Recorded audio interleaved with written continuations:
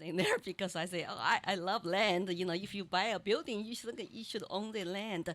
So when I woke up a little bit, is when Mao died. I was 12 years old, and I started to question. Somebody lied to me. He died. He was not a god, and I thought he was. And so I started to decide that I need to get the best education possible by going to maybe best colleges in China to search for truth and maybe to build China, my homeland, a rule of law society so there is justice for everybody, not just for party officials because my parents had no power, no connections, no money. We were looked down on, and I could tell there's a total contempt against us as the bottom of the working class families. And so I made to law school when I was 17 and to 21, which is a college degree for law school, not JD. And during those years, I met an American student and who showed me a pocket constitution, told me about this is a great country with guaranteed rights in the constitution and the individual rights and liberty. That concept itself just turned my light bulbs on.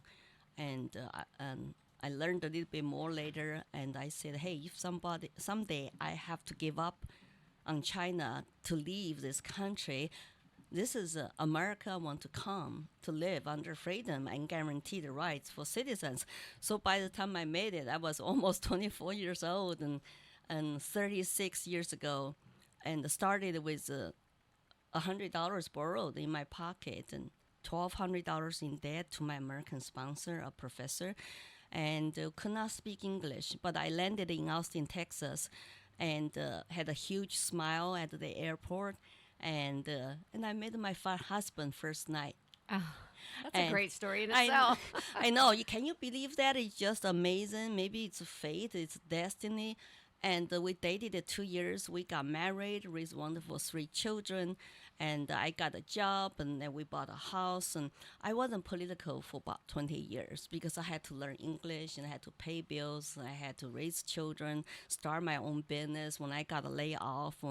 And I was worried about my American dream when I got laid off. What should I do now? I'm relying on my husband for bring home the bacon, and and 3 children and big mortgage.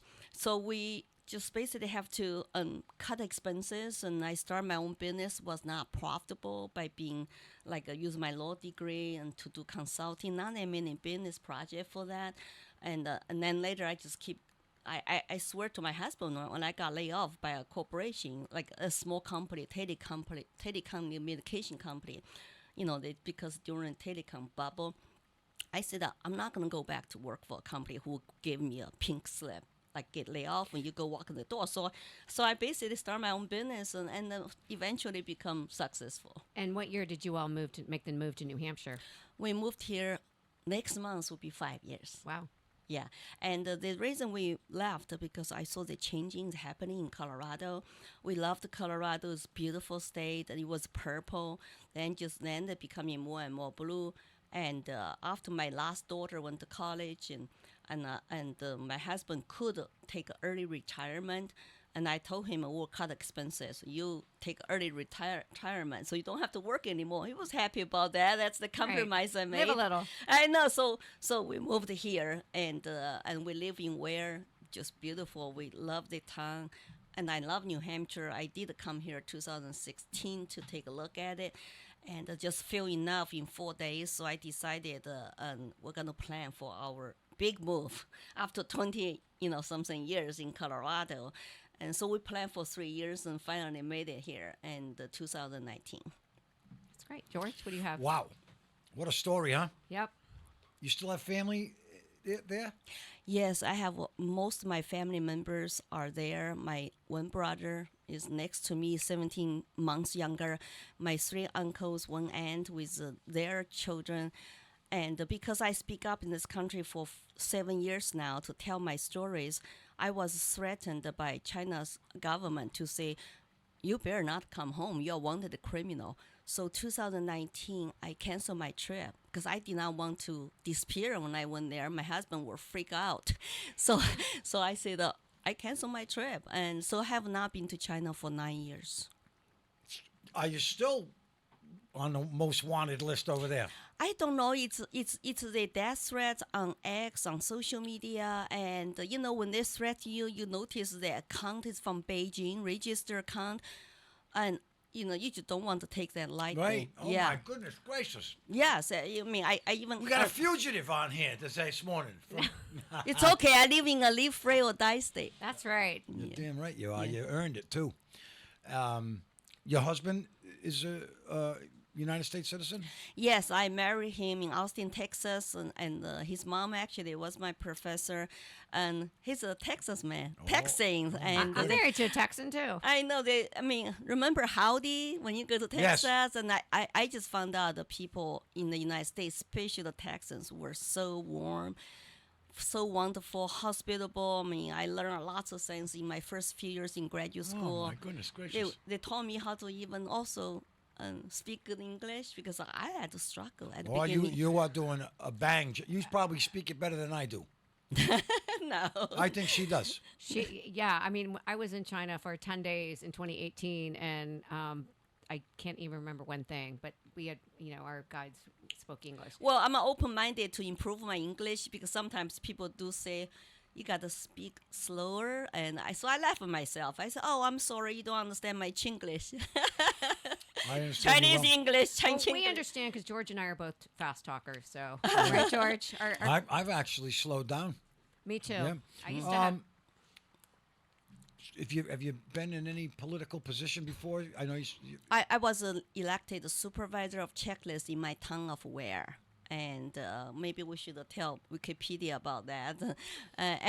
But it's non-partisan race, and I wanted to learn how our grassroots, like a local government works. So I ran 2021 and then got elected, and I love town of Ware. People are super, warm, and I feel very welcome there, and lots of space. well, how come you didn't just go like from there? Maybe I don't know what is selectman there.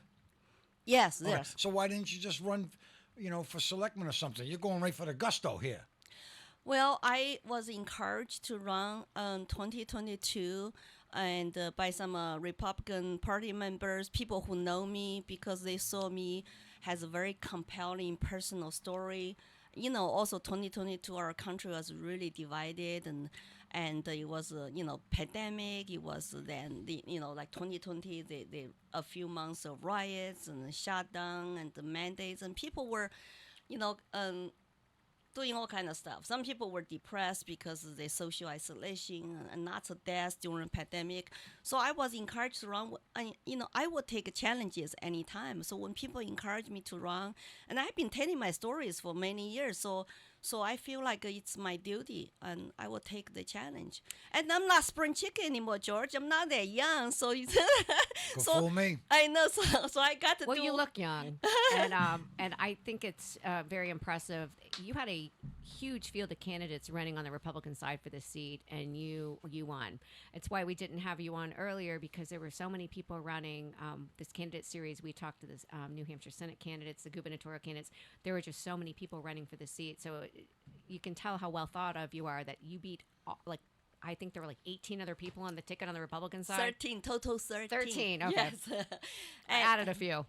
And yeah, I won by 8 points. And I think it's because I campaigned for over 16 months now. And if you count the primary, I did not win 2022. So I've been campaigning for 3 years.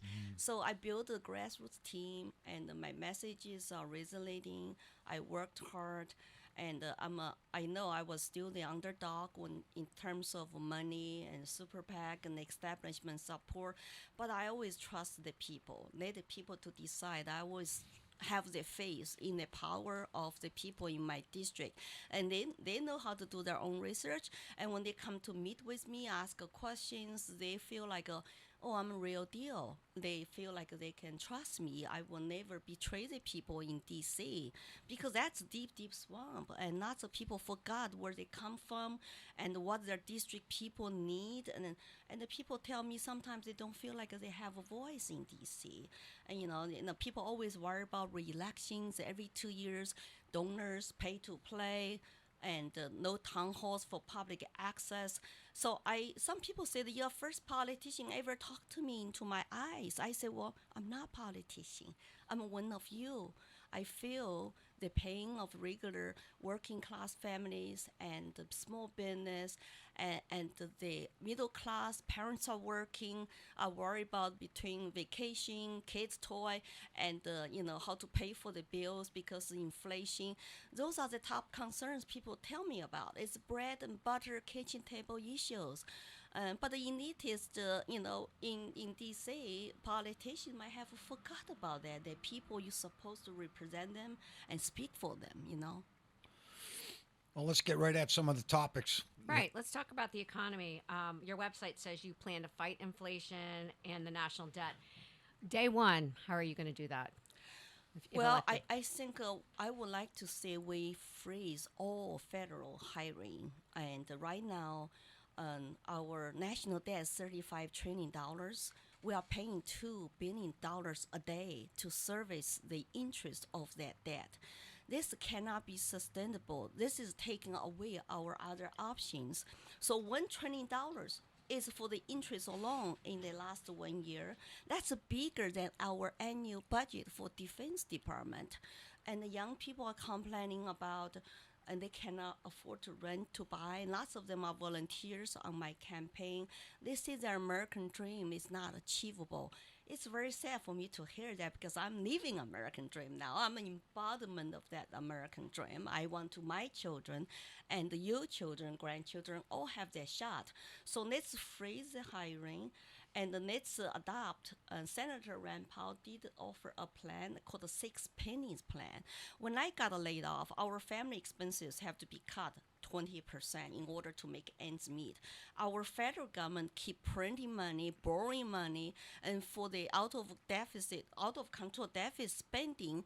So when they're printing money, you know what happens? Inflation goes up. All business people know that. But we all have to balance budget or we go bankrupt. But our federal government is the only one, in Washington, D.C. can keep printing money and kick the can down the road and promise to pay for all kinds of free stuff they cannot afford and we don't have money to pay for, but to continue this trend. So it's not sustainable. So let's freeze the hiring and let's reevaluate our spending priorities and let's look into the 6 penny plan where will help us balance budget and pay down national debt so we can have a great economical growth and the people's inflation cost of everything will come down.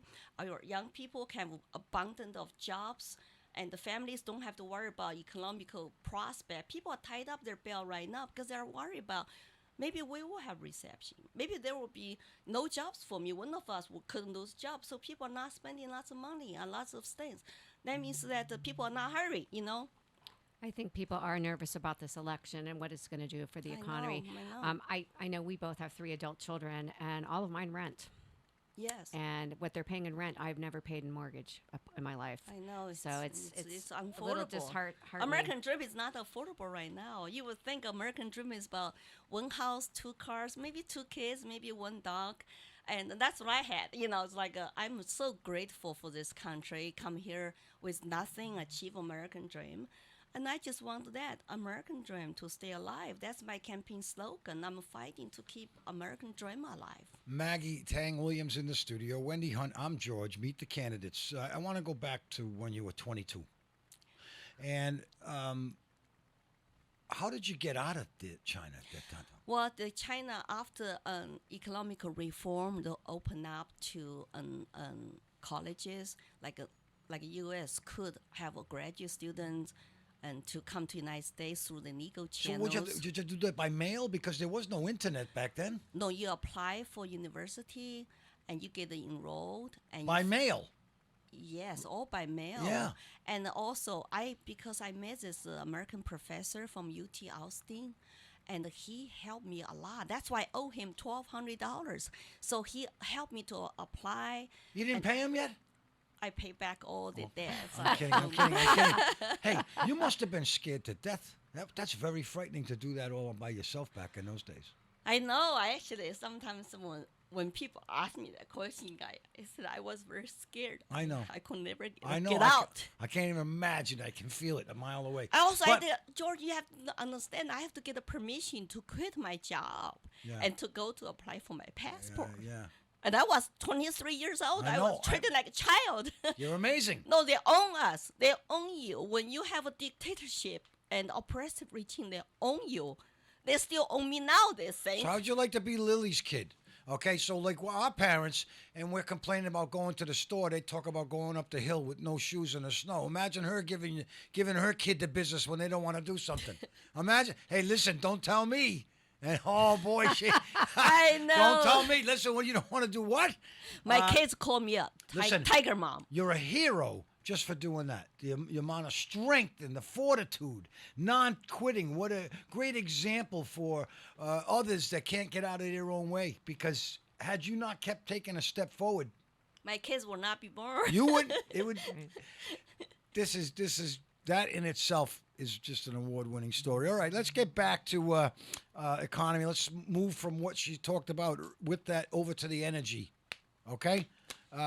Because it's right inside her opening statement over here that we must declare energy freedom and allow access with appropriate mechanisms to control pollution to all of our available resources. You come from a place, I guess, that's one of the major contributors to pollution, no? China? China is very severely polluted country. That's why when we talk about international cooperation, like a Paris deal, climate change deal, we have to be very rational because we cannot trust them. And they will say whatever, they will export their products and dump into all of the Western countries, but themselves, the documentary called like air pollution in China, so many people died and kids were hurt. The movie was banned. And I even don't know where the journalist who did that documentary talk about air pollution. And that's why, in this country, I love our fresh air. I love our environment. I love this country. And I found out American people are the most environmentally conscious people. There's so many nonprofit help people to do recycling, to all kind of stuff. But when it comes to energy, I really want us to develop all scalable energy resources. Doesn't matter it's nuclear, oil, gas, and solar, wind. Let's do all of them. Let's not be inside of some little box, and because our people are paying for high energy costs, and senior citizens tell me, in the winter they get killed by the high heating oil costs. Absolutely. And they cannot afford it because they live on fixed income. You talk about Social Security income Amen. alone. And I have a 74 years old veteran tell me I'm a VLAN veteran. I have to keep working. I cannot retire. It's like I have no $1 to give to you, Lily, but I'm gonna vote for you. And it's sad to hear that because people are 74 years old still working. So let's stimulate our economic growth, and let's restart Keystone Pipeline because Canadian oil has abundance of them can come to our country through Keystone Pipeline, and it's better than relying on Middle East for oil because they have to use a huge ship to ship oil. Think about that environmental impact. We need to be very rational when it comes to environment, but also our economical growth, energy policies to unleash that economical engine for growth. And if you don't bring down energy cost, you cannot bring down housing cost and job cost because everything goes together. And do you feel that the oil is national security for us? Because it is, because without oil, without an energy independence, we rely on other countries for our own economical growth and jobs. Your problem, Lily, is you're logical. There's the problem. Well, unfortunately, but I'm also, I mean, but George, I'm also compassionate. Go ahead, Wendy. I'm also compassionate because I want to really bring down yes, cost of living. I'm being smart because the answers that we all have are pretty logical, Well, and truth be told, my dad put in a nuclear power plant during my whole childhood, and Oh, wow. yeah. So we were not. I would say growing up in the '60s and '70s, and I appreciate the fact you say we're so environmentally conscientious now. We were not at one time. I remember a time when we were coming back from the beach, and this is before the nuclear power plant in St. Petersburg. And you hit a high point of St. Pete, and it's daylight. And my father's like, he says a cuss word. He goes, and we're looking across Tampa Bay to the coal, the it was run on coal, and he said they're not supposed to blow the stacks during daylight because everyone will see it. Hey, listen, nuke is great. Nuclear, It's unbelievable. and we do have a nuclear power plant, but only one. We need to look into how to restart that second one in the Seacoast area. Or the micro ones. Yeah, because we are paying for the one of the highest costs in electricity. Greatest form of energy is that sun, and we need to, harness that energy, number one, and take and learn from it and create here. Yeah. All right, start up there. Because I took you off track, and I No, want you to yell at me later. I really wanted to talk about because you immigrated to this country, your take on the immigration situation now, and perhaps the drug, the opioid. Right. I crisis. actually I support legal immigration because our country is made up lots of people who come from different parts of the world, and that's great about America. No matter where you come from, and like me, how little you have, and what skin color you have. You don't speak perfect English, but you can work hard, save money, and achieve American dream. We need to send a message to people all over the world. If you want to come to America, come here legally, follow our laws. Of course, we need to stream the legal process, because my brother waited 13 years in China to come here legally with me, be his sponsor. That means for the first 5 years after they come here, they cannot be on the back of taxpayers, which is great. You don't have to worry about their background checks, health screens, and also get on welfare on the back of taxpayers because they live with us. We help them to get started in this country by getting jobs, going to work, save money, and I did not even charge them rent because I'm an American sponsor, so I'm supposed to provide that financial assistance. Let's streamline the process. There are 5 million people waiting in line right now. Some are over a decade to come here legally. Is that fair to open up the border like Biden, Harris did? You just come in illegally, get a free housing, free healthcare, food, and traveling, and with that kind of entitlement on the back of taxpayers, where our own veterans, our own people are suffering, and we don't have adequate housing now. In Massachusetts, they said, we're out of housing. Maybe you should go to New Hampshire. But we don't want them. We don't have sanctuary cities in our state because our own people need all those resources. So let's really put the politics aside. Secure the border. That's what I want to do when I go there. Secure the border. Send a strong message to the people. If you want to come here legally, we will welcome you. But please, and stay in line. And let's really focus on reforms instead of open border. Everybody can come in. Drug cartels come in. And human traffickers are benefiting. Women, children, when they go through that dangerous route, it's actually inhuman to do that. Then you don't know which terrorists come in. What if they want to do us harm? What is China spy coming through California, right?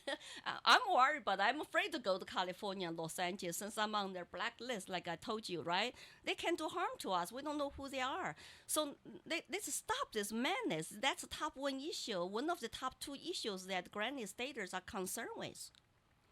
2001 or 2002, we're speaking with Lily Tang Williams and Wendy Hunnam George. I read that commission report from the World Trade Center. It's like 1,400 pages. I couldn't read it all, but I did a good portion of it. But the opening 200 pages are about how we failed in vetting security that they came in on. Right.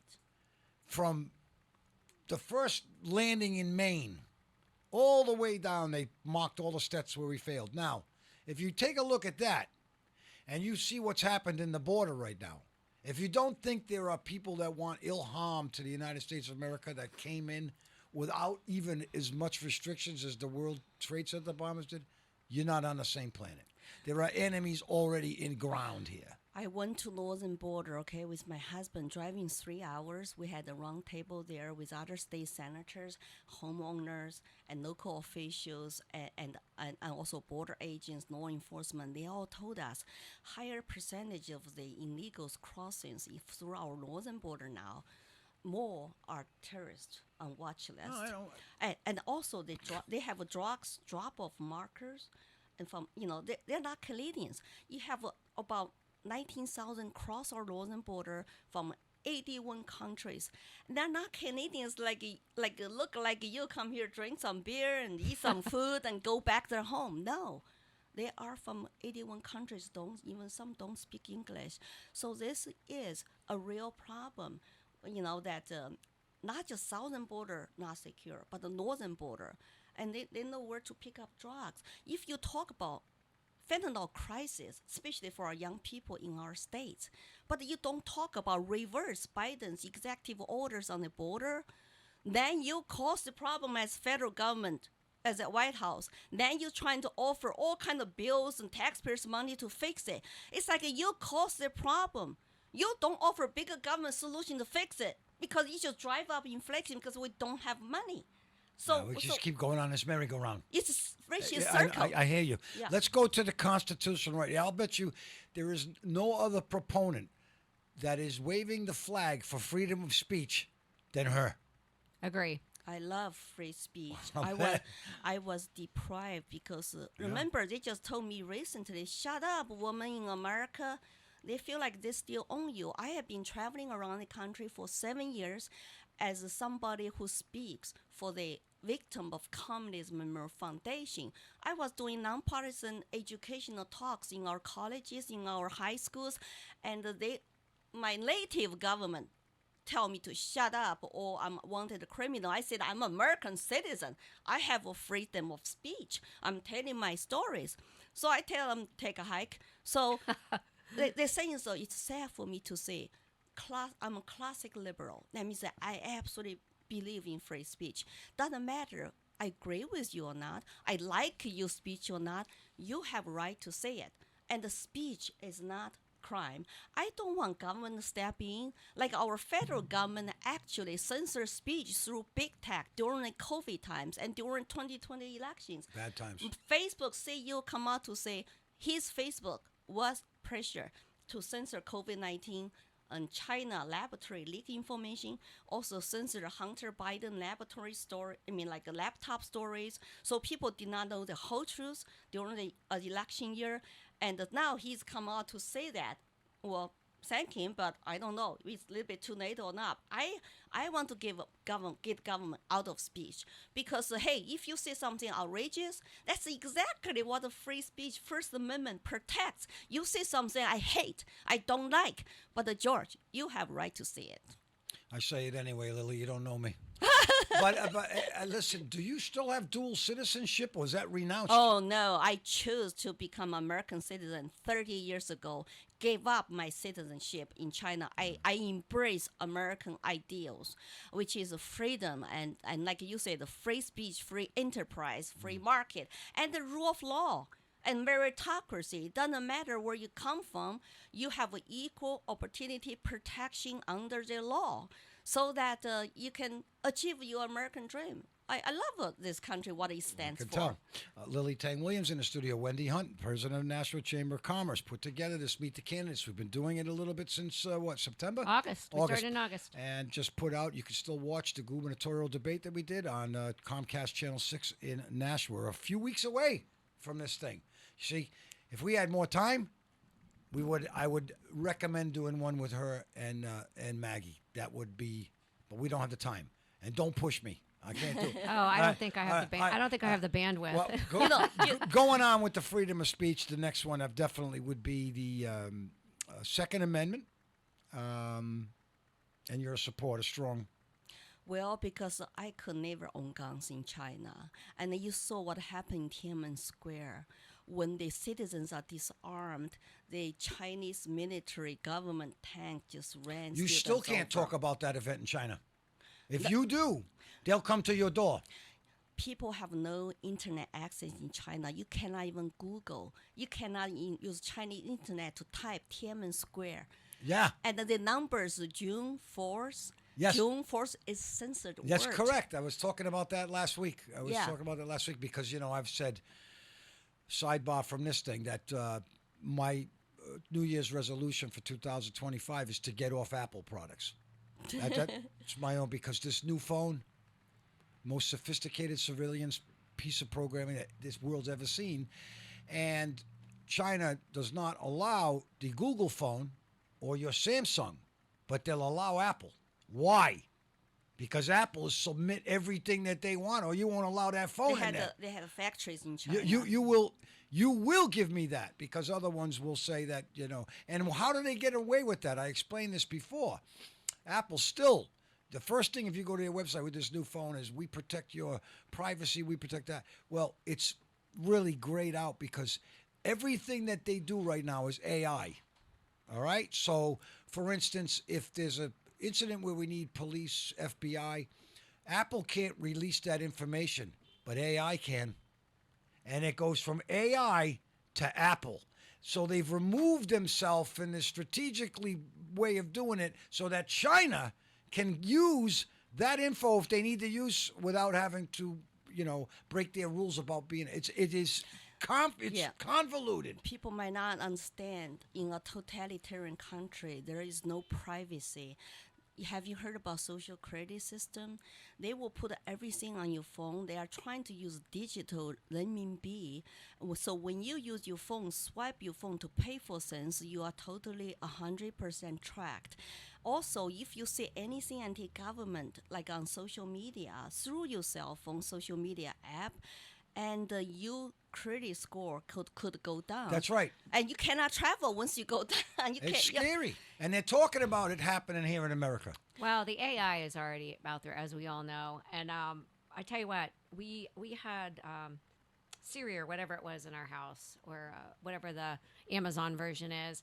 And my husband and I had a little disagreement one day. And the next thing I know, in my Facebook feed, I'm getting silver singles ads. Yeah. I'm like, so it's already. Are you for real? I am for real. Yes, We laughed yes. so hard about that. I'm like, That's be funny. And that was talking. Funny. It was listening to us, so we got rid of it. Well, it's better than having suggestions for a baseball bat. George so, Or so what, Jo- Chipper? So George might know about Patriot Act. That's exactly what our government sometimes do. They will use very good names to pass congressional bills signed into law and to surveillance American citizens without due process. So we are making sacrifice for our privacy, our civil liberties, because our federal government is really getting extremely powerful and overly intrusive.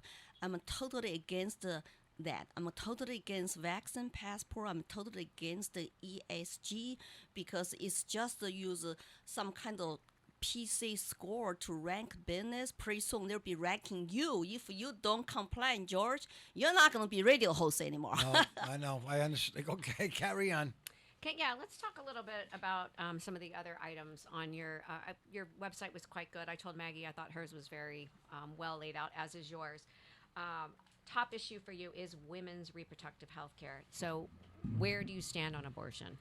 Well, that's the issue that I have said many times. Unfortunately, Maggie, nice about me, said I will ban abortion at the federal level. You can see on my website, I say that I absolutely believe it's a state issue, and the people of New Hampshire decides on that issue through their 400 state representatives and state senators and of course local government. And she just talked about on Adam Sexton, say she does not believe the New Hampshire people have the right to, through their legislature, to legislate on the issue. But that's what the total democracy means. It's a people to decide as local as possible. New Hampshire loves local control. That's why we have so many little towns and so many their selectmen board and school boards. And I want people to decide. I will not vote at the federal level to ban abortion, either for or ban or in between. I just will not vote at the federal level because we have 6 months and legal access to abortions.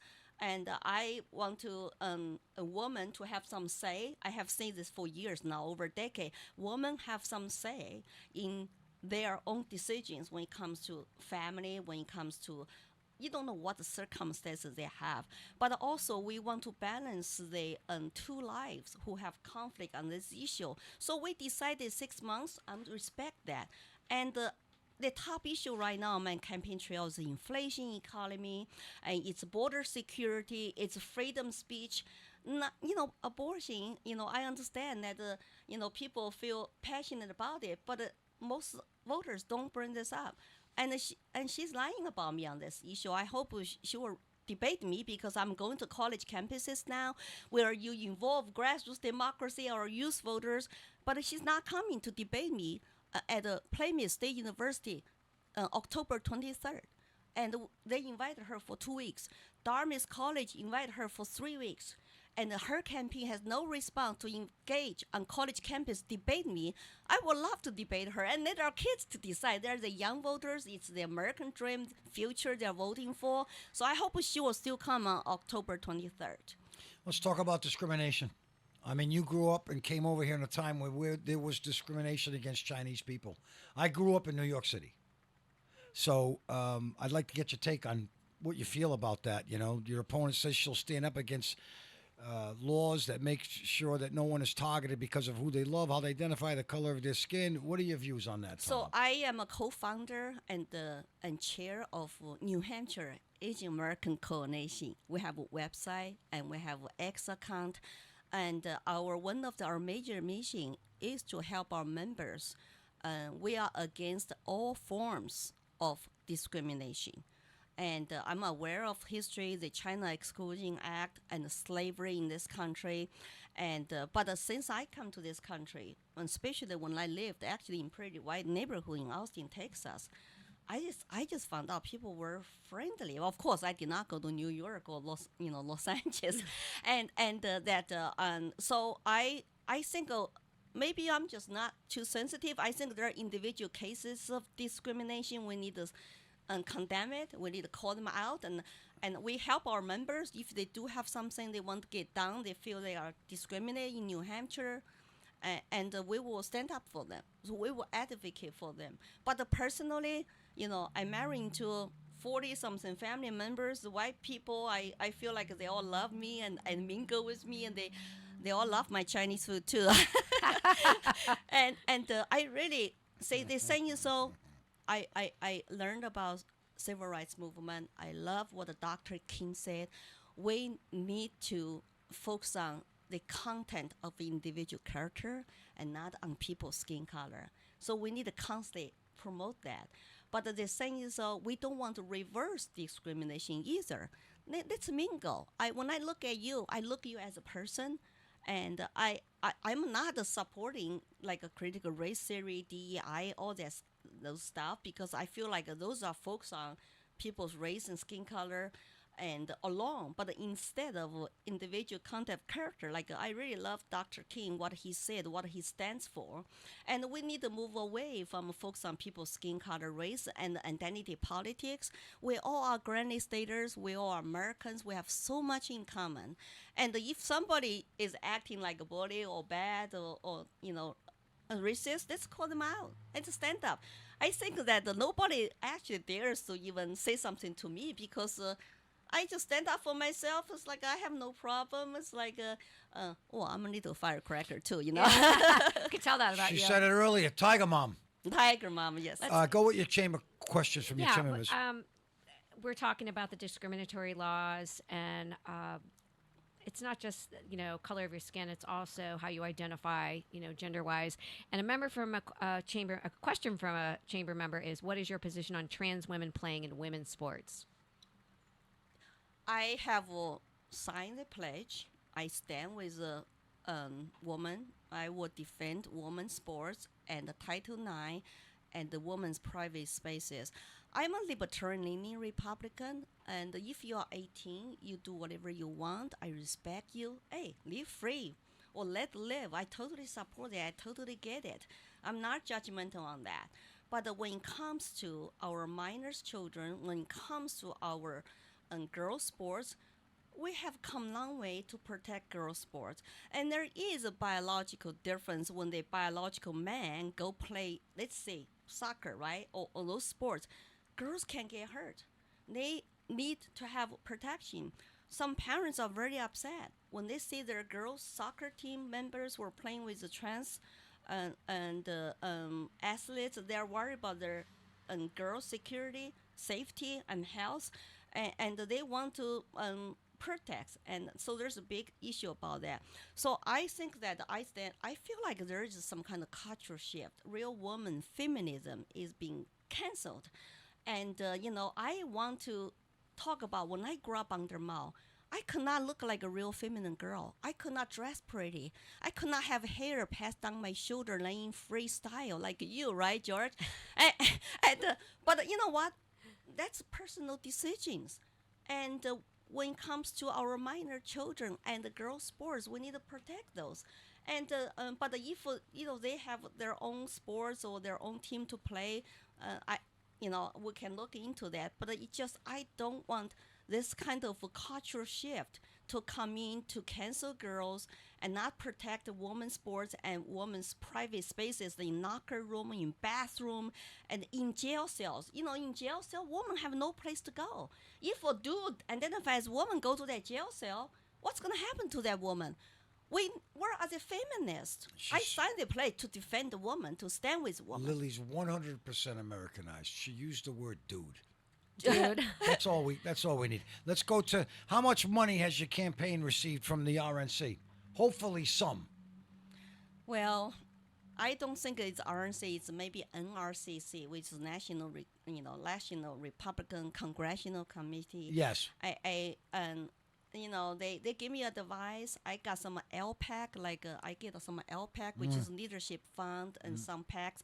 The conference chair and Stefanik endorsed me, and Speaker Mike Johnson and his PAC give me some money. But I'm seriously outraised, probably 1 to 10. I'm a grassroots candidate. My average donor is about $35 per person, and I know that's my drawback in this race, but what can you do? I have to try my best You to got to trust. work 6 times as hard. Yes, but I'm used to work Yes, hard. you are. There's no doubt, man. And also, I'm always trust the government of the people, by the people, for the people. I will defend our people's constitutional rights. I hope my messages will resonate with voters. They will say, yeah, we might not agree with her on all the policy issues, but we will trust her to represent us, and she will never lie to us and sell us out. That's what I'm trying to portray to the voters in district, to say, I hope you trust me, and I look into your eyes. I will come back every 6 months, have town halls. I will explain my vote, and I will not just vote for the lobbyists in special interest bills that they want me to vote for. I have to look at that. I'm representing the people. Whatever I vote for I have to be convinced it's the best interest of America, our country. It's the best interest for our voters in my district, including all the working families and senior citizens, people who don't have money, don't have representation, who cannot pay to play and donate you lots of money, so have your ears.